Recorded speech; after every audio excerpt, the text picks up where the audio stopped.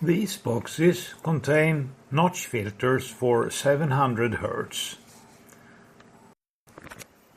And this is my setup now, the same as in the previous video, but I have added those notch filters in the audio channels.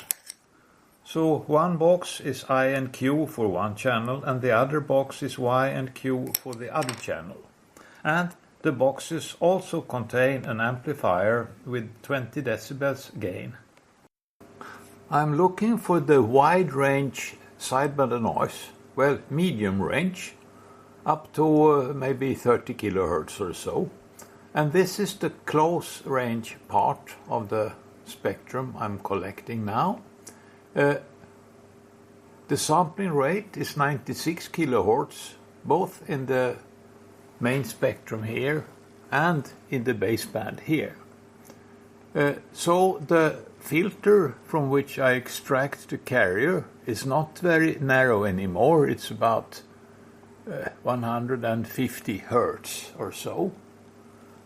That means that the low part below 100 Hertz is not useful, but higher up I can read the spectrum here, and at 400 Hertz, this point, I see minus 154. Now the attenuation of the notch is in the order of 23 dB, and so I have to add 23, so that is 154 plus 23, that is 177, and that is 400 Hertz. 177, 170 is here, 2, 4, 6, 7, that's here. So it's in very good agreement with what I have seen before without using the notch. This graph is from the previous video where I was measuring without the notch. Now I'm looking at the full frequency range up to 36 kilohertz here. And this looks peculiar because at higher frequencies the real part becomes much weaker than the imaginary part. Now I can see on the statistics that the imaginary part here is not noise. It doesn't spread so much. So it means that the phase angle between the carrier and the modulation sidebands is no longer as expected. There is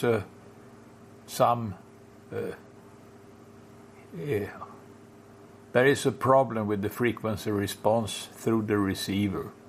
Now this is direct conversion receiver and I haven't used the calibration features of Linrad. I'm just running uncalibrated. It looks like the signal up to about 10 kilohertz is reasonably trustworthy. Now I look at the amplitude noise and it looks similar, but it's a little lower. And here, when the phase angle is no longer reliable, it comes out negative and at the same magnitude as the imaginary part. So to get a better estimate on what is the sideband noise, I look at this graph. Here the curves plot the sum of the squares of the real part and the imaginary part. And it shows the same level for AM and phase noise. That isn't really significant. I should take the sum of both because I don't know anything about the phase angle up here. It looks, again, like I can trust the values up to about 10 kilohertz directly from the graph. I will do some other interesting comparisons. First, save this data for later evaluation. Looking at the power spectrum, that is without correlation, at 700 Hertz, here, there is an increased noise, and that is from the zero frequency, because this is a direct conversion system. And then at 1.4 kilohertz, here is the mirror image. And at the mirror image there is some noise, because I haven't balanced properly. And that happens to come with the negative sign, so you can see a little bit weaker noise there. And in the correlation there is something similar, but it is a little bit frequency shifted down here. So this region cannot be used because of the mirror image and the noise around it. I have this phase modulator in line, and I will now switch on a signal, an audio signal into it through this 40 dB attenuator. It needs very low level on the audio signal. I have set the frequency first to 1 kilohertz on the audio, and I clear the correlation graph, and I'm displaying AM and FM modulation, and it is 1 dB per division. And I just read the phase noise here at 106.4, and the AM here at -128. And now 2 kilohertz with the phase noise here and the amplitude noise here. And I make a table of several frequencies. So I get this table.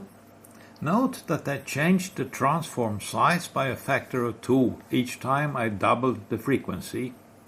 This factor of 2 changes the scale factor on the y-axis by 3 decibels, because the bandwidth becomes 3 decibels greater each time I reduce the Fourier transform size by a factor of 2. Now, this doesn't matter because I'm just going to compare with the same settings some other things. Firstly, here is the phase noise on 32 kilohertz. I can see that the imaginary part is here, while the real part is here. And as it happens, the power spectra are equal in both channels, and they go up here. For the amplitude noise, this is a little bit different. Here is the AM noise. It's clear that the AM noise is much stronger in channel 2, and the imaginary part is significantly lower. So the phase angle is reasonable, and the noise I see here already after 28,000 averages, this is something I couldn't explain at this time. I have disconnected the phase modulator, and now I save the screen after 3 minutes. Since the oscillator here, the device under test, produces 1 watt, I have attenuators 20 decibels here and here.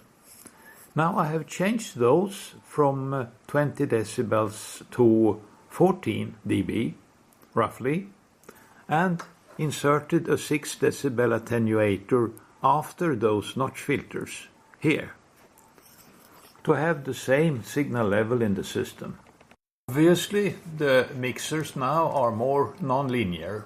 I have a wider range of overtones, and in the phase noise and amplitude noise it looks rather ugly now, but the levels are the same. I still see the same that I saw before at 32 kilohertz. I have reconnected the phase modulator. So I disconnect the phase modulator again. Here is what I see already after 1 minute. The noise floor is somewhere in this range. That is -170 And if I look at what I saved before, this noise hump here has now disappeared. Presumably it has went down by 6 dB from 164 to 170. And it will be difficult to see at this resolution. It seems maybe I could drive the mixers even a little bit harder than this. I have increased the level by another 3 dB, so there is now 9 decibels of attenuation after the notch filter. And here is what it looked like before I induced that attenuator with this noise situation. Now with a 9 dB higher level, you can see in the waterfall particularly, but also in the main spectrum, how the mixers are more nonlinear. But on the noise spectrum it is very different now. This is what I have now, and this is what the lower level. So this is some kind of systematic error of my system here. Could be anywhere, I don't know. But driving the mixers harder, I don't think there is any particular disadvantage with that. So I will improve resolution and run for a longer time. I am now calibrating Leanrad because I'm operating over a wide frequency range. The desired frequency response, that's the white curve here, the flat one. The one that I currently have, it's the yellow. But it's the other way around. The yellow is the correction I have to add. And this is in a linear scale, so it's a factor of something, 1.25. So it's a couple of dB. I don't remember if it is power or voltage. The phase, it's more interesting perhaps. It is not much corrected, but I increased the scale. And then we can see that there is a nonlinear correction to the phase. There is an artifact at the center, which I will remove. So hopefully this could affect a little bit the results. Now what I see looks like this. If I compare with what I said just recently, before this, before I increased the level in the mixers, looks like this. And there is an improvement, a significant improvement, and that doesn't make sense until I look at the amplitude noise also. And here you can see at 400 Hz, AM noise and phase noise are equal. Now I know they are not. So this is essentially phase noise. So the correct value is a little bit higher. Probably like we saw here. 2 decibels roughly. So I need to calibrate the phase for the detection of AM and phase noise. But before doing so, I look at this measurement at a wider frequency range. So here is phase noise, and it is after 5 hours. And I compare that to the amplitude noise, which looks pretty similar. And I look at both of them, and the AM noise looks lower. But I cannot trust this. There is something wrong with how phase develops with frequency. So I have to look into that. Maybe there was something wrong with the calibration I made. We will see. Anyway, I can evaluate a preliminary performance data from this curve. These are the values I can read from the screen. I have plotted them on the same diagram as before, making phase noise red dots and AM noise blue dots from the measurements in the previous video. Now these new points, I marked them with X here, crosses. They fall very accurately on a straight line with the slope 1 over f. The line is drawn as 1 over f. And since I know there is an error here, I think the proper result would be this interrupted line I placed above here, also with the slope 1 over f. And what happens at farther separations than this, I don't know. I can guess I will see something like this here, minus 196 dBc per hertz at 50 kilohertz. I will study that with crystal noise filter in another video, but first I will try to measure more accurately with the current system and see if I really get this line or maybe a little bit lower. In a recent video I studied the phase noise of the crystals by measuring the output directly from the crystals when feeding the filter with the Wenzel oscillator, which isn't actually good enough to do this study with a high accuracy, so this line that I obtained is a little bit uncertain, maybe 1 or 2 decibels. That measurement of the phase noise of the crystal filter is the blue line you can see here. And it fits reasonably well to the observations now. The crystal noise might be the dominating contribution in this region here. I don't know. Anyway, it is in the right ballpark, and I don't have the tools to do the crystal filter measurement accurately at this time. Maybe never. I have connected the phase modulator again, and now I will look at if I get the same table or if it is different. So this is 1 kilohertz, and I read the same as before. So what I find is nothing has changed up to 16 kilohertz. Differences from 0 up to 0.4 dB. But at 32 kilohertz, the level has increased by 3 dB. That's consistent with the calibration that was lifting the level at higher frequencies. So I see no problem with the phase. The suppression of the amplitude noise is the same as before.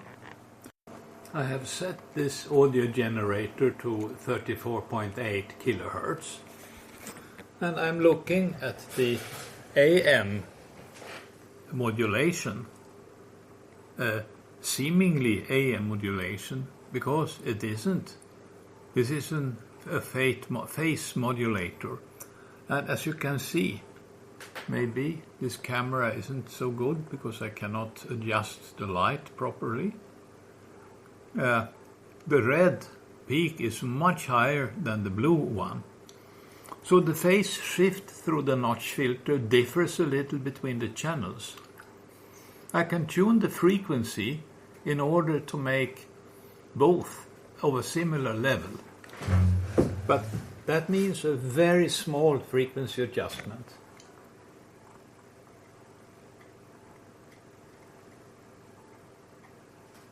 So just to show how it behaves, I tune a little bit.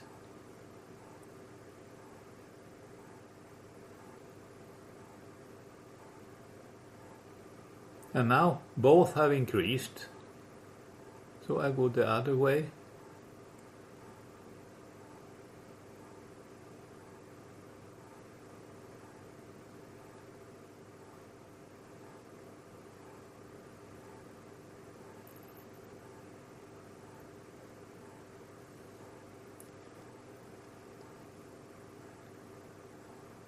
So here is something like the optimum, with equal phase error but opposite sign in the two channels.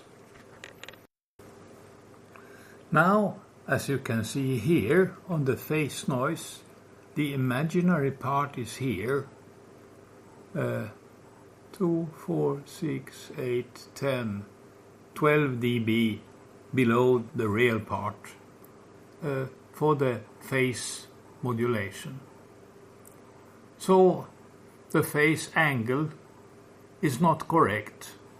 Probably there is a phase shift between I and Q. I will try to find a better way of adjusting the phase shift on the carrier. Linrad can display what comes into the sound card. That's the function I. And here is what I see. It doesn't look very nice. The sine wave is flattened. I can change the level with the stepped attenuator I have in line.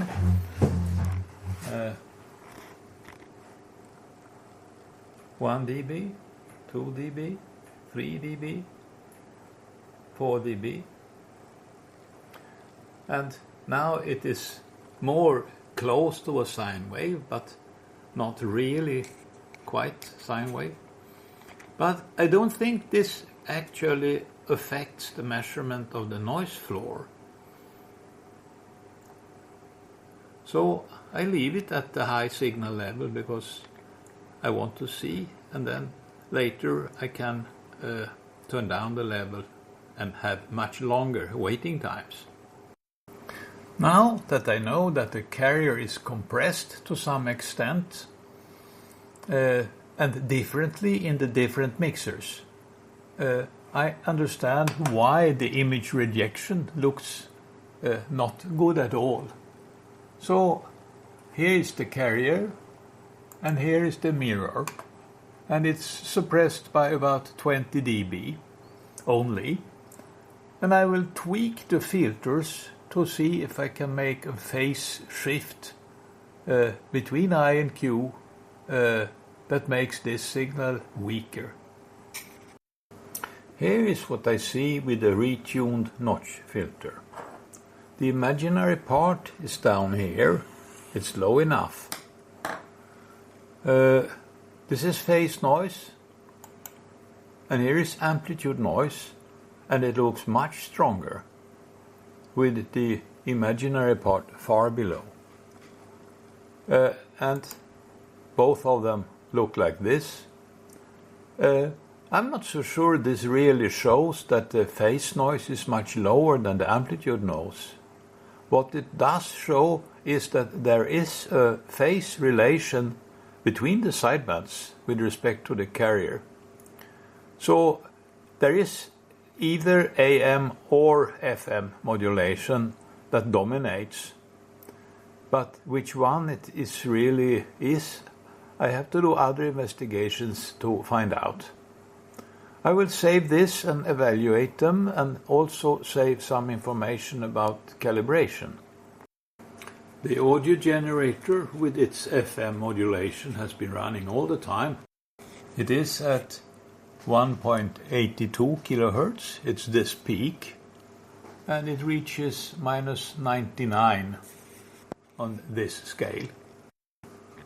And when I switch for AM modulation, it comes down here, that's -124.5. So that's 24.5 dB.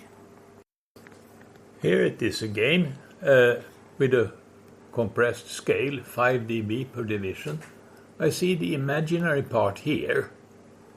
So that is 20 decibels below the positive real part.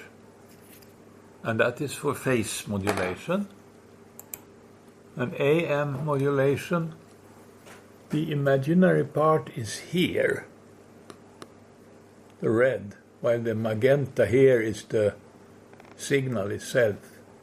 So the imaginary part here is actually stronger than the real part, but both are well below what I see on the frequency modulation. I mean, the FM detected signal is up here. So this should be okay at 1.82 kilohertz. And as it happens, when I plot AM as well as phase modulation at the same time, the level is the same at this particular frequency, 1.8 kilohertz. And that seems odd, because if AM and FM are the same there, but phase modulation is lower above as well as below this frequency, seems very odd. And now modulate by 10.2 kilohertz, and that signal comes here. This is AM noise and phase noise at the same time. Here is phase noise, and here is AM noise, and as you can see, it comes blue. It means the sign is negative. And the size is here, but when I look at the sum of the real, of the squares of the real and the imaginary part, it is not much stronger. So it means here the imaginary part is roughly 0. It's different on other frequencies. I saved these spectra and I will make a table of the findings. At 19.5 kilohertz, the amplitude is here and phase here. Phase, amplitude, and both.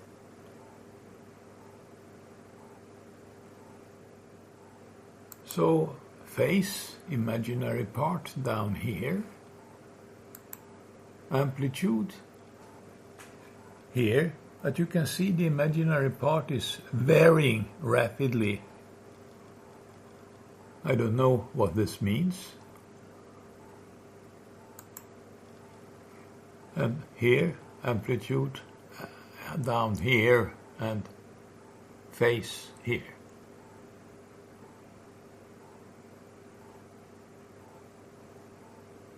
So the phase relation is unstable for unknown reasons. Here is the reason for the irregular result at 19.5 kilohertz. I can disconnect the modulation, and there is a spur, and it happens to be very close, so it interacts. I can look at the level of the sidebands at different frequencies. First, I set the level of the carrier like this to show 0, plus or minus 0.15 dB or so. At plus 19.7, I see minus 93.5. And at minus 19.7 kilohertz, the level is very similar. So the spectrum is symmetric, as it should be. That means calibration in amplitude is reasonably correct. And here are the amplitude margins. I have attenuated the signal by 10 dB, an attenuator directly on the oscillator device under test. And I will look at carrier and sidebands. The carrier is attenuated by about 10.4 dB. And it's the same for the lower sideband. Those ugly waveforms I could see on the carrier when looking at the signal from the sound card. They are ugly like that because there is a notch that removes the fundamental or attenuates the fundamental by about 23 decibels, and therefore the flattening becomes much more visible. But it isn't very strong. I'm far from the 1 dB point of saturation still. What I find is that the level is the same at all frequency separations that I tested for the levels in the signal analyzer graph, 1.8 kHz up to 31 kHz. And both sides are the same, and the level is minus 93.4, plus minus 0.2 or so. I have connected the pair-sieves now to the device under test, including the phase modulator. I haven't touched the signal levels on the audio side for the modulation. And 32 dB of attenuation brings the signal close to the point of the saturation in the pair-sieves. And I have calibrated to show 0 on the S-meter graph. And then I go for the level of the sideband. This is 1.8 kHz, the lowest of the frequencies I have been using. And the modulation is very hard to see in the noise. I have to use a much narrower filter to see this signal, and I see it at the level of minus 115, and I click on the side here to get the noise floor.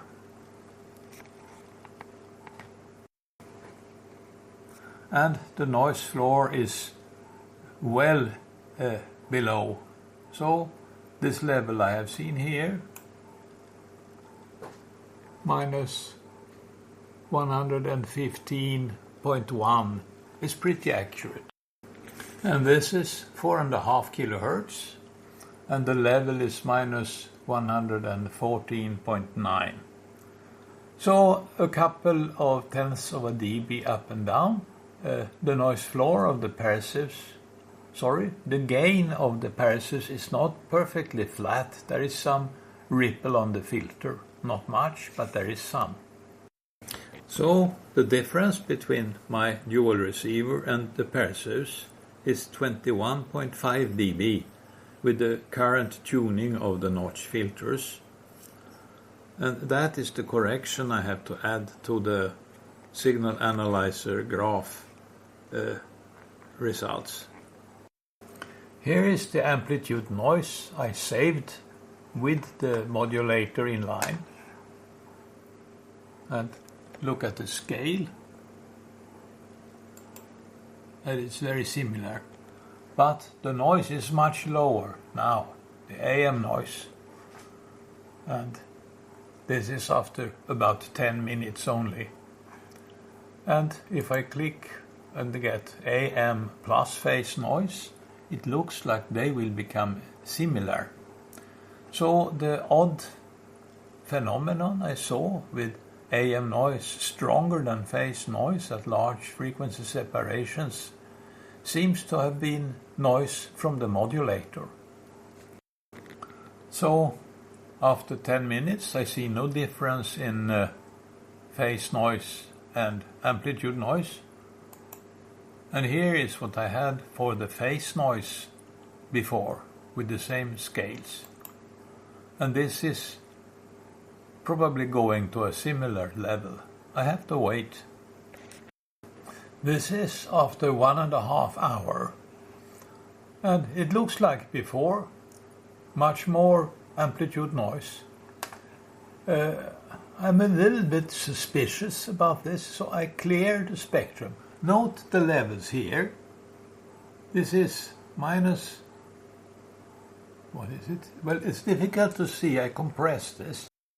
Now it's easy to see that the amplitude is 171 and the phase, something like 174. And I clear the correlation averages now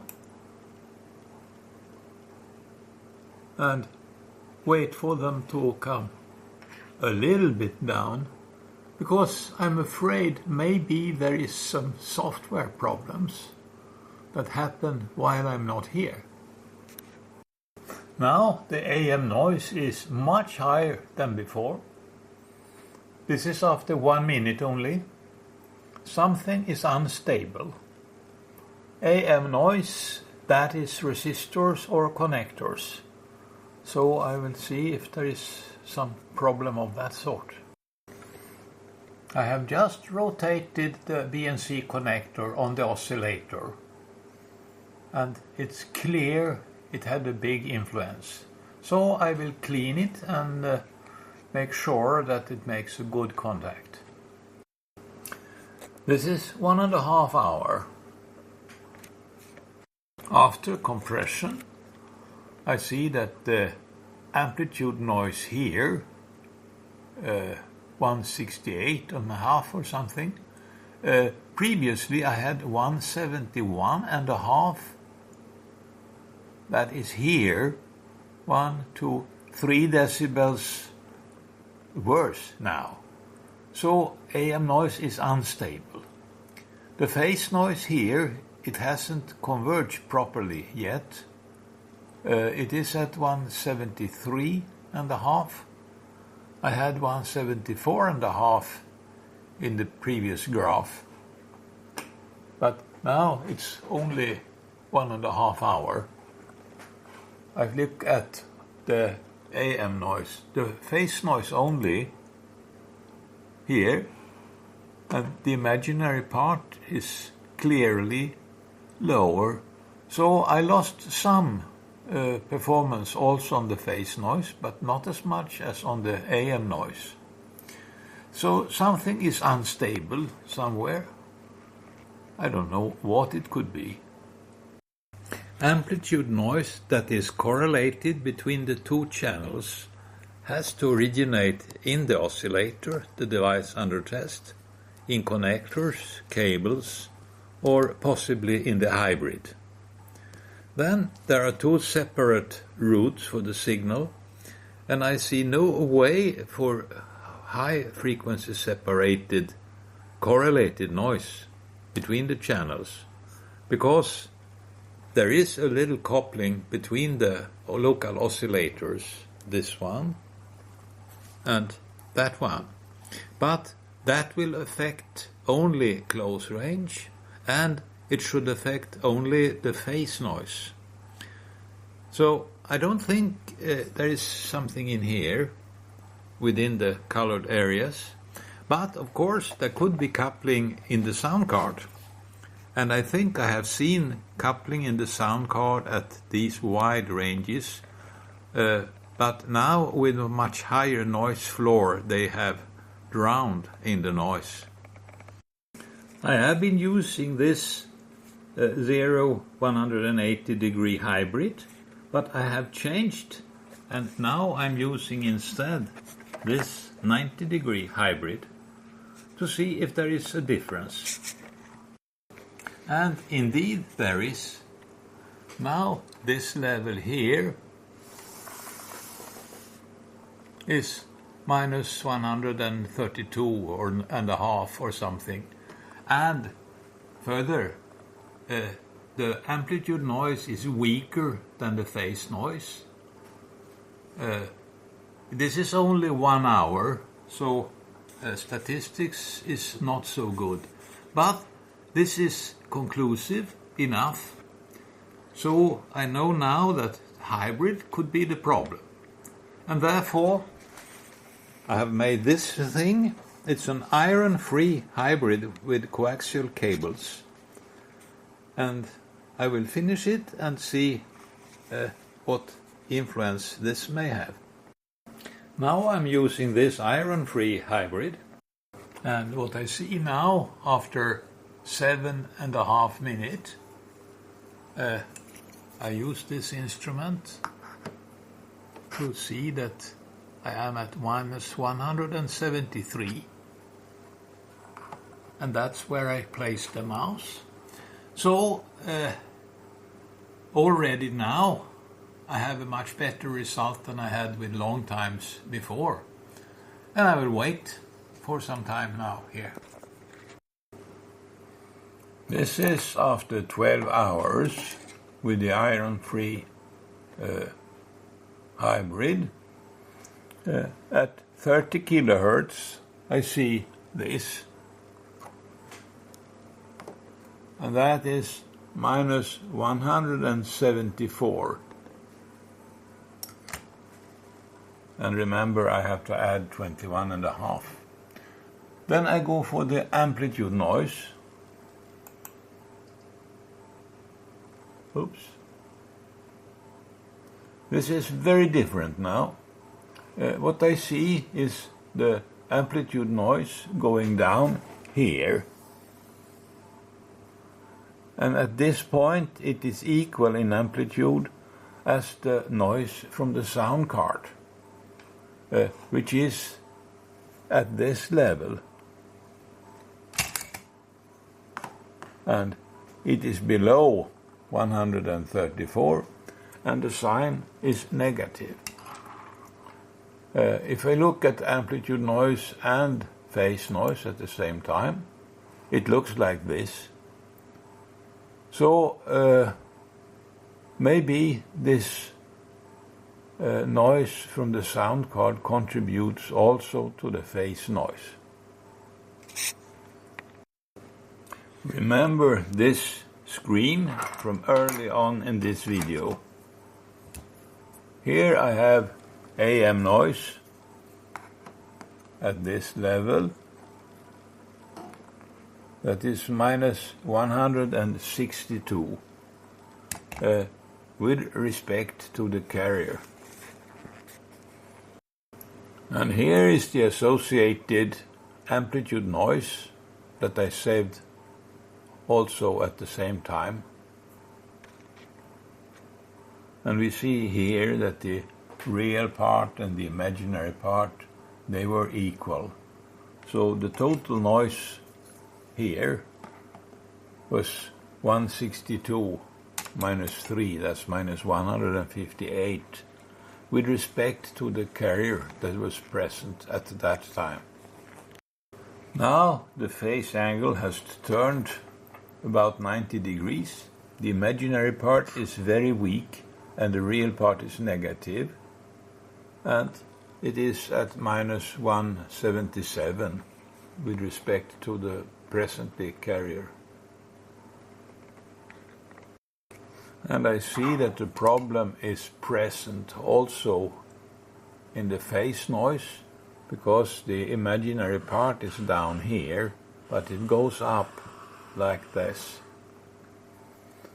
And how much it contributes in the real part, I don't know. But presumably to the same extent as it does in the amplitude part. And that's this level.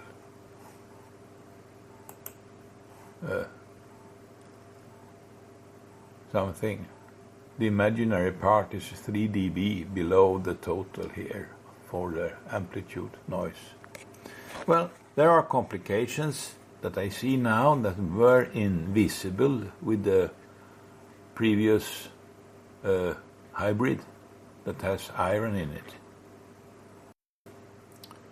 I think I can trust the data up to, say, 15 kilohertz or so here. But I will plot all of it for the phase noise. So I save the information and look what tables I get. At close range, I now have a very ugly spectrum. This is because the phase locking has failed. I thought so at first, but that was wrong. The reason is that I had a narrow filter here. I had set the outer filter to the sideband width and not the inner one, which is now far too narrow to be used with the filtering and decimation in the frequency domain. There should have been a number 2 here and a very much faster computer, or a wider filter here. But this doesn't affect performance at higher frequency separations. It's just phase jumps. Now I have the opposite situation again, above 20 kilohertz or so. So the phase angle of the noise that is added above 18 kilohertz or whatever has changed. I can look more to the details. Here is the phase angle, and it means I have a negative part that is significant. The imaginary part is here, and I have mixed positive and negative values for the real part of the phase noise. But amplitude noise, it is negative and strong, and the imaginary part is small. So I suspect that this is the noise from the sound cards that can behave differently from time to time, because I have rebooted the computer. That's the only thing I have done that I'm aware of. I have switched off the power to the UADC4 and disconnected the USB cable, but before that I made X in Linrad to stop processing, and then I made B to come back again. And now it is quite different. I have here the amplitude noise at this level, and that is minus 169. And I'm making a table 169. And the phase noise is minus 177. It's all the times with about 30,000 averages, and it is at 30 kilohertz. So I have a problem with the sound card, and now I get uncertain. Do I have a problem with the hybrid or not? I don't know. And here is the phase noise again. Look at the level of the phase noise in the average power spectra without any correlation. It's at about minus 153.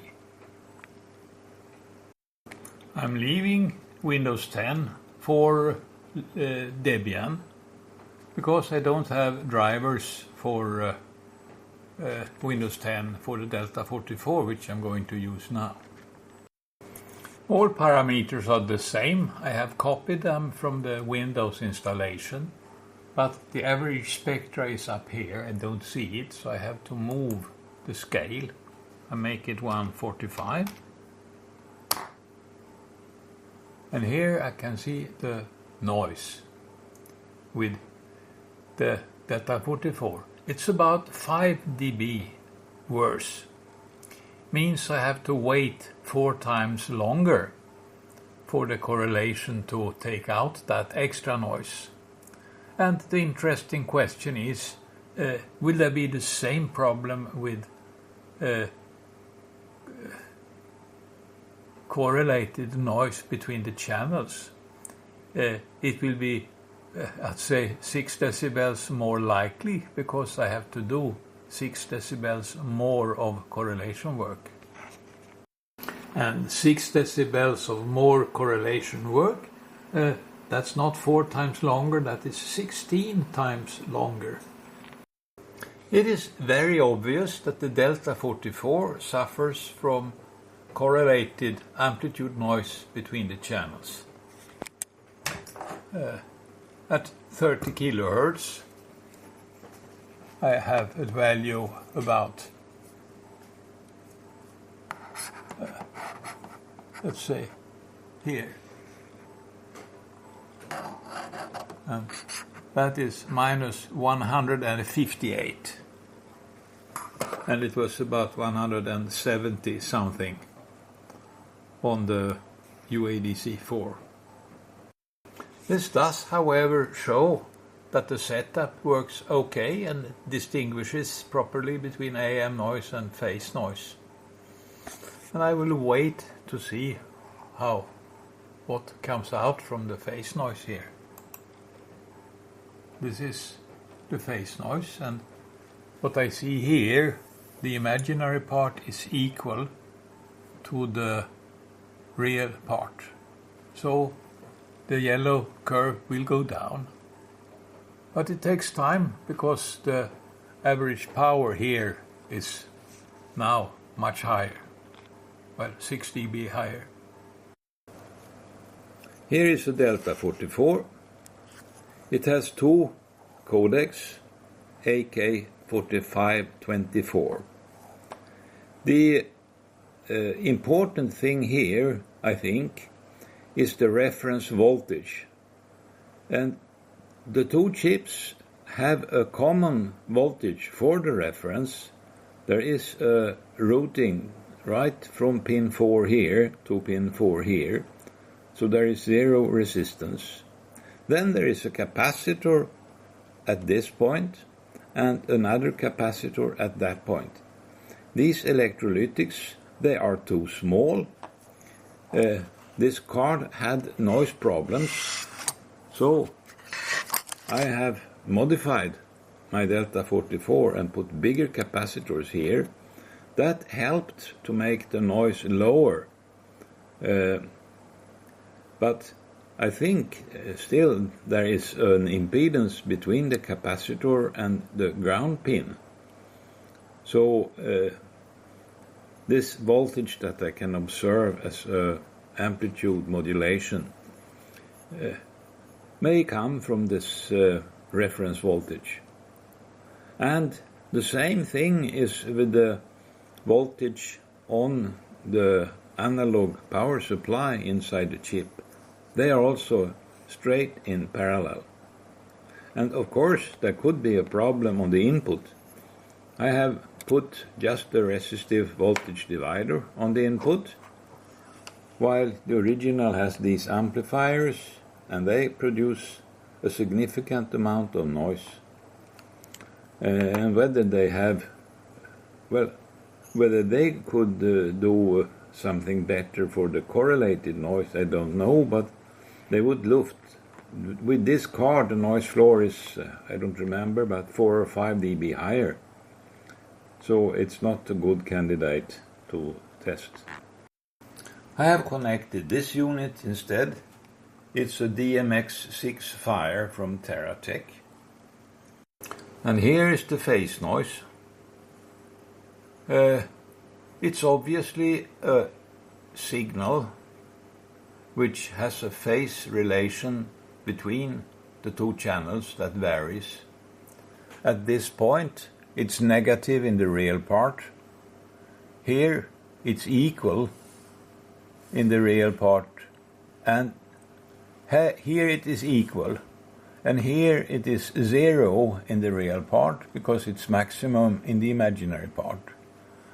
And then it becomes a little bit weaker, so I cannot say. So much for the phase noise. And here is the amplitude noise, and it looks more or less identical. When I look at the sum of the squares of amplitude and when I look at the sum of the squares of the real part and the imaginary part, here it looks very good.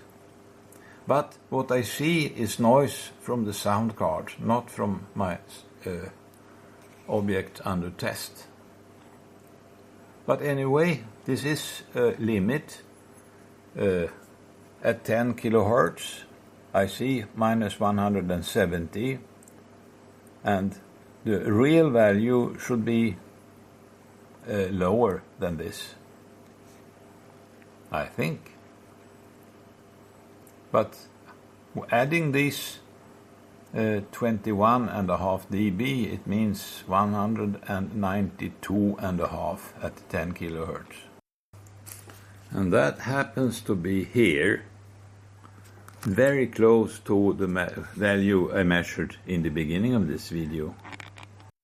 The noise of the second channel in the DMX65 is much higher, up here.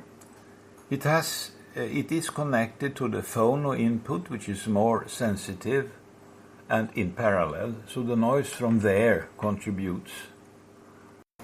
The DMX65 uses a Cirrus 5341 for the two first channels, but it uses a CS42426 for channels 3 and 4, and the specifications for that is about 7 decibels worse. So that is probably the dominating reason for the difference between the noise levels of the channels. Here I'm feeding 200 millivolts through 1 ohm to a capacitor of the kind that I am using in the Delta 44 that I have been testing. And that I don't think it is very visible.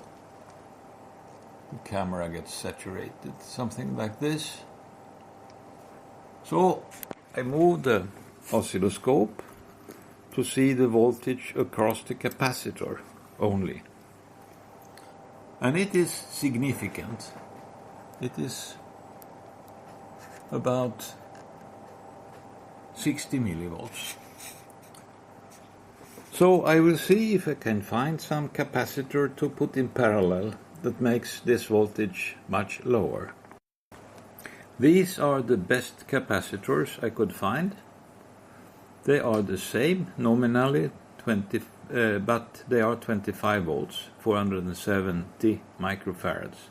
When I put one of them in parallel, here, the level goes from about 5 to about 1 millivolt. So that's 25 times in power, or 15 decibels. 15 decibels, that is 14 centimeters here. So 14, it would be like that. And it could be worth trying. Now the reference voltage for the ADCs are much better decoupled here and here. And I also added this one, which has a very low impedance on the 5 volt analog supply voltage for the two chips. So I expect both the analog supply voltage and the reference voltage to be at least 15 decibels less noisy now. So we will see if that affects the properties of this Delta 44. It is mounted on a adapter because I don't have any PCI slots in the computer. The environment on the bus is noisy, so I have a copper sheet on the other side with some plastic in between to not create any bad problems. Here is the modified board with those bigger capacitors, and it made a big difference. The amplitude noise down here is low. I have to wait a long time before knowing how it is.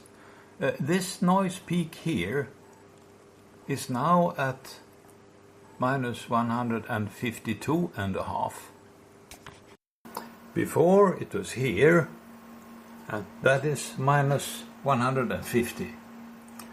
But as you see, the noise here is now down in the same level as the phase noise. And this is with about 3000 averages on this old screen, as well as the one I showed from the modified card. I will have to calibrate the Delta 44 before making a long time measurement. I use this generator for calibration. Just for fun, I check how it looks on the screen of Linrad. At 10 kilohertz, phase noise minus 127 or something, no. Yeah, 127, and amplitude noise a couple of dB below.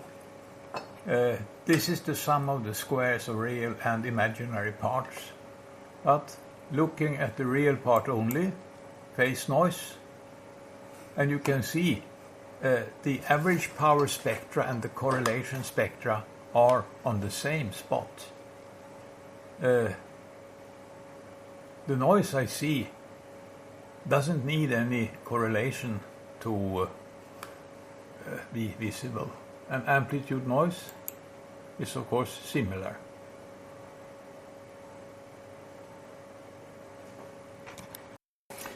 Here is the calibration for the Delta 44. It's a little flatter than I had for UADC4. That was 3 dB. Here it's only 1 dB. It means the correction here is 1 dB.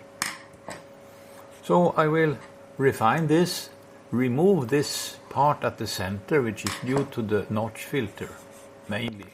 I have the notch filter in line while doing this. And here is the final correction after I have removed that ugliness at the center. Now I have been waiting for 12 hours, and it seems I can trust the phase noise up to about here, 18 kilohertz or maybe 20.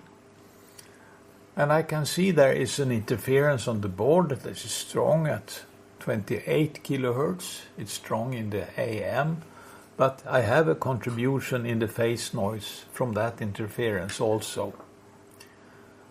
So I don't think it is meaningful to have better statistics. I will save this information. Here is the phase noise only, and I can see that the imaginary part is low all the way up to about here. Then it starts to increase. And of course this is the interference on the board. And again the conclusion is up to about 20 kilohertz. This should be okay. At the upper end of the spectrum, here, the interference, this thing, goes down fairly low.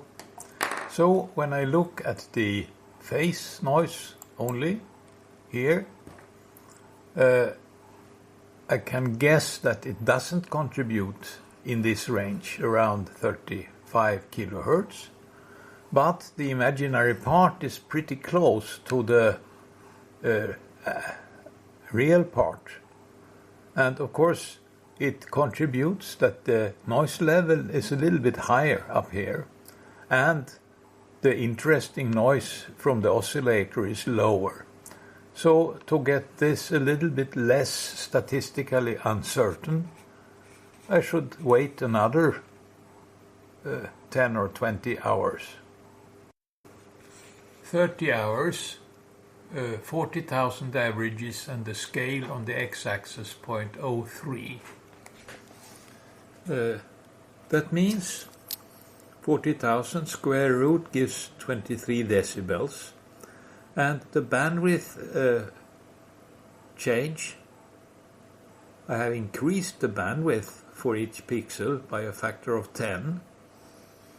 Sorry, for each pixel by a factor of 33, but since the bandwidth originally was about 3 pixels, the bandwidth reduction is a factor of 10. So correlation gain is now 33 decibels, and that is from 145 to 177. So I look here, and it is a fairly good agreement. When I look at the end here at 34 kilohertz, you can see that the margin from the correlation gain and to the actually observed curve is only 4 decibels.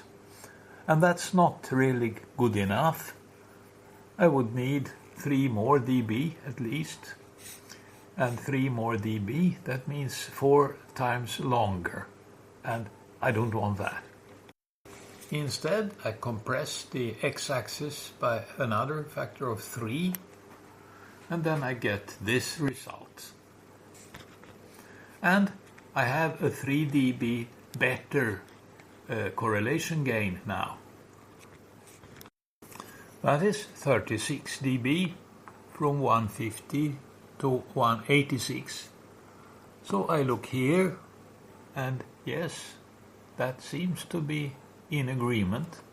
But when I look here, I have a sufficient margin from the correlation gain and up to where I observe the signal. So I can read now from this graph that at 35 kilohertz, here 35, the noise is something like minus 174. And I don't have a good decimal, but 174.0. And some uncertainty, of course. I can read phase noise from about 50 Hertz to, let's say, 300. And then something odd happens. At least 400 Hertz, it starts to curve. And I can guess it has to do with the noise around the center frequency that has some correlation to the noise at the second harmonic of the carrier at 700 Hertz. I don't really know, but I don't trust results above 300 Hertz, depending on the shape I see of the curves. Then, in the range 1 kilohertz up to, let's say, here 8 kilohertz, the AM noise is so much stronger than the phase noise, so I can have some contribution from that interference. This AM noise is due to the sound card, and I don't know the mechanism and I don't know how to eliminate it, but I can get this region using the UADC4. So with the Delta 44 I can start to take phase noise from 10 kilohertz up to 35 kilohertz also. So here is the raw data. I will have to check the calibration because maybe the amplitude of the carrier has changed a little. I have another sound card and I have made a different calibration on Vinrad, and maybe the removal of the center discontinuity, which extends across the 700 Hertz notch, has changed the level a little. So I will check for that. The frequency is 2 Hz above 10 MHz. Now I will inject a noisy signal on the same frequency. Here I am creating a noisy signal, starting with this generator at minus 46 dBm and through several amplifiers. This one, and that one, and finally the power amplifier with some attenuators for safety precaution. So the level here now is 1 watt, and the ugly what I see is this. And the amplitude noise and the phase noise is in the order of minus 100 dBc per hertz. Now measuring with the notch filter. I have close range phase noise and also AM noise, but I will not bother about that. And what I see here is phase noise, this one, minus 103.0, and AM noise here, minus 103.9. Now I'll move the carrier away from the notch. 2 kilohertz is with a good margin enough. So now I am 2 kilohertz away, 2 kilohertz up, and I inserted the 20 decibels of attenuation to bring the signal to a similar level. And as you can see, the noise is not quite as flat anymore. I can clear again. You see, it takes time now to get a flat reference. Note that it's only 0.2 decibels per division. So I see 123.9 and 124.3. That's 20.9 or 20.4 dB worse than when the carrier was reduced. So I will go back to check that nothing has changed. Here I am back at the center of the notch and I clear the screen. And it converges a little bit more rapidly, but there is an instability somewhere. So I will check connectors. Now it looks stable. I just replaced one cable. It was an old one with a silver center pin, not one of the modern gold ones. So I repeat. And again 2 kHz up with the 20 dB attenuator. And it seems to converge more rapidly.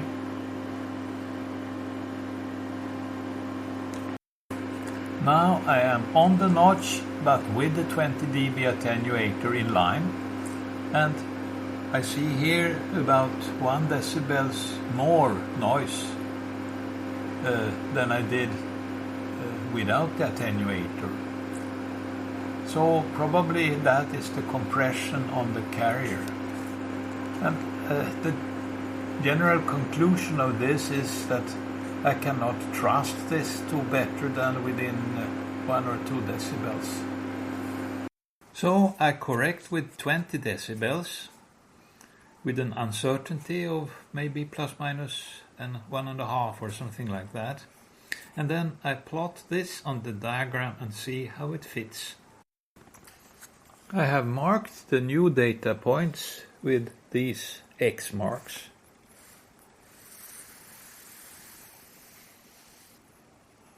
And at very low frequency separations, that is 50 Hz up to 100, 150, I get values below expected and dramatically below at 50 Hz.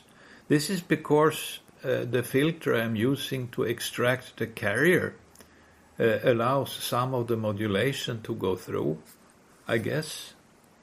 So I think these values are not valid, but from 200 Hz, 300 Hz, 400 Hz, it seems reasonably trustworthy. But at the higher separations, these points, they are precisely where I expected them based on the expected error of this measurement that I did in the beginning of this video.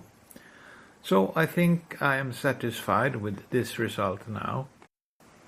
So this is what I have now. The 1 over f line here, and then 1 over f to the third. I don't see any 1 over f to the second.